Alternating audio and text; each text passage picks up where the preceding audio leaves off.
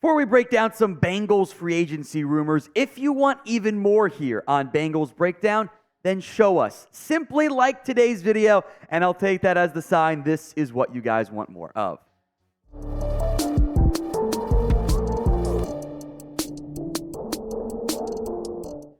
We're going to start with the big name. That is Chris Jones, the Chiefs defensive tackle, who certainly sounds like will hit free agency with a franchise tag being highly unlikely.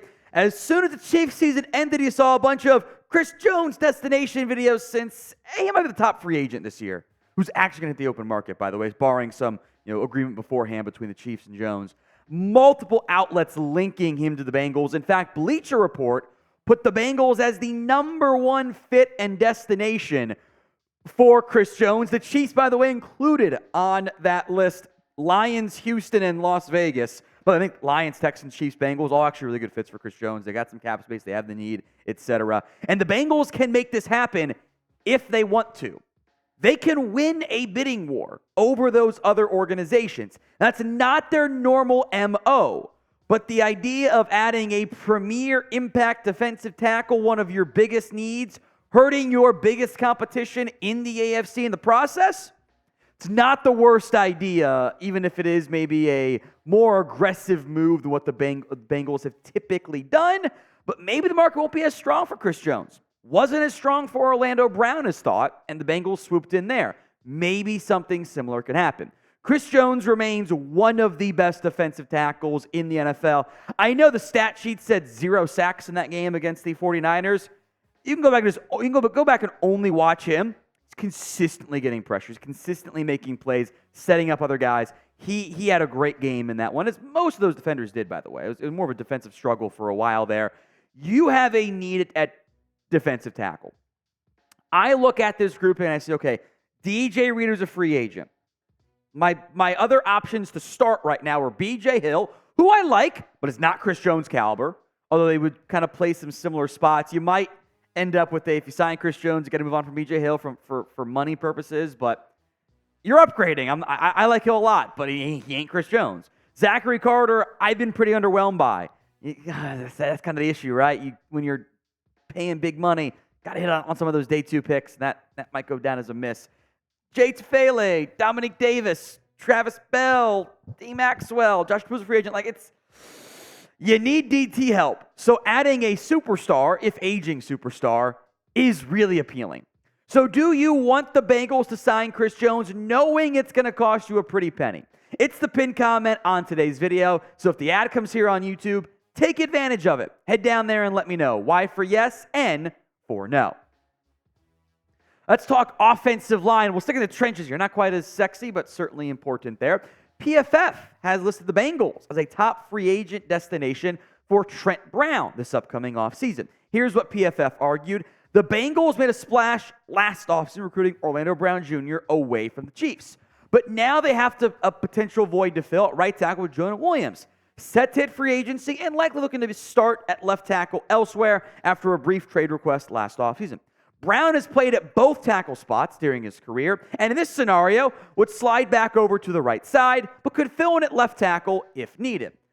Brown can play both. I'm not sure he maybe wants to be back in New England. We'll see how that all ends up materializing. I think Jonah Williams, is going to command more money elsewhere than what the Bengals are going to want to do, and probably does want to play back on the left side. Because again, that's where the money is at. Can't say I blame him. Brown's played left and right side over the course of his NFL career, which offers you some bonus position flex in the event Orlando Brown does end up getting hurt. If you sign Trent Brown, you're going to assume he's your starter week 1 on the right side. Unlike the other 2 names we'll get to, it's not as clear of a, hey, we'll draft a guy still in round 1. It might be a multi-year deal for Trent Brown. The numbers are pretty solid. Did miss some time this past season. Is at his best at time as a run blocker. And if you want to get some more explosives in your ground game, having the duo of Brown and Brown at tackle does really help you, I think, in the run blocking side of things. More offensive line free agency rumors to come, but we have a special deal for you guys from our friends over at Fanatics. The Bengals NFL Jam t-shirts are still available. Joe Burrow, Jamar Chase. I think it's a great gift for for yourself or for friends, anyone who you know is a Bengals fan. If they're the right age, producer Chris is too young. I can't believe you don't know NFL Jam. Unbelievable. Awesome game. There's a bar not too far from us. You can go play it. I'll tell you about it later. Chatsports.com/Bengals Jam. Links in the comments section and the description of today's show. The other name mentioned is Jermaine Eluemunor, who we have talked about before, and I think has kind of quickly materialized as this is a logical free agent target that everybody keeps mentioning, to an extent that it almost seems like we're all going to be really wrong about it, or this is kind of already a little bit behind the scenes in progress. But wouldn't be the first time that's happened, of course, because tampering happens in free agency. You just deal with it. PFF listed him as a top destination. Here was the argument. This could be a great lower-cost addition to solidify the pass blocking on the right side for Cincinnati. A lot of big in-house contracts are on the horizon, likely limiting how much the Bengals want to spend on outside additions. Since he has done well to add mid-tier free agents along the offensive line in free agency, and center Ted Karras crossed paths with Eluemunor in New England. Now, in general, do you want to sign an offensive tackle in free agency this year? 1 for yes, 0 for no, you're fine. Maybe you still believe in Jackson Carman. Maybe you're just going to draft somebody in round 1 no matter what. 1 for yes, 0 for no in the comments. Ideally, you do add someone this year, because I don't trust Jackson Carman or Deontay Smith, unfortunately.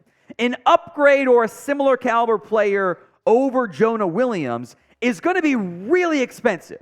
I think we're all going to be surprised how much Jonah ends up getting on the free agency market, because there aren't that many good offensive linemen out there. Trent Brown might be too expensive for you.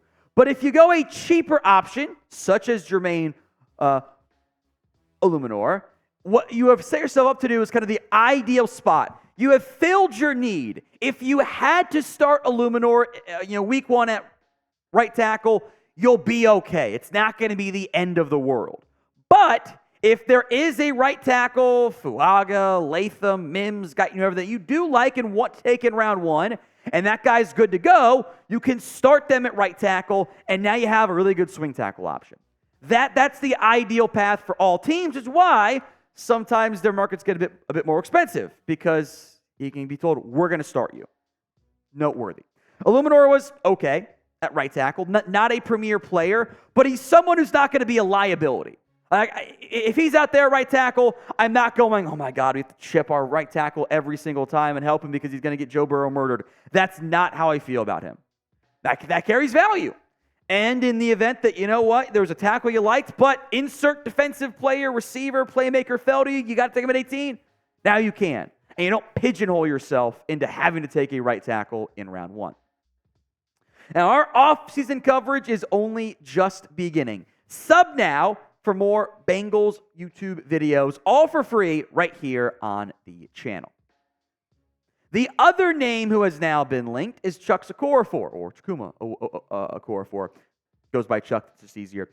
There's been some speculation on the Bengals adding him, social media, Sports Illustrated wrote a pretty good piece on it as well. We'll go in depth on this one, but pick a right tackle for me. Chukwuma Okorafor, type in C-O. Trent Brown, type in TB. Or Jermaine Eluemunor, type in J-E. Go vote for me in the comments section right now. Now, Brad Spiegel, who I like over at PFF, says the Okorafor move was a truly fascinating one here. Got benched midseason for somewhat mysterious reasons. I think a 27-year-old starting caliber right tackle owed $8.75 million. Could have gotten something back in the trade for Pittsburgh, but alas. Now, I can tell you what the mysterious reasons were. He wasn't actually playing that great. The pass protection stuff was pretty solid. 11 hurries all year before he got benched. The run blocking grade starts to showcase. They have Broderick Jones, who they plugged in at right tackle, and the results were way better from a run blocking perspective. That matters. Also, $9 million is a lot of money. I don't think anyone was going to trade for him. He also had 8 penalties. And that's kind of, hey, you take away a couple of those penalties, they lead to sacks, and all of a sudden, you're not looking as great with those numbers, are you?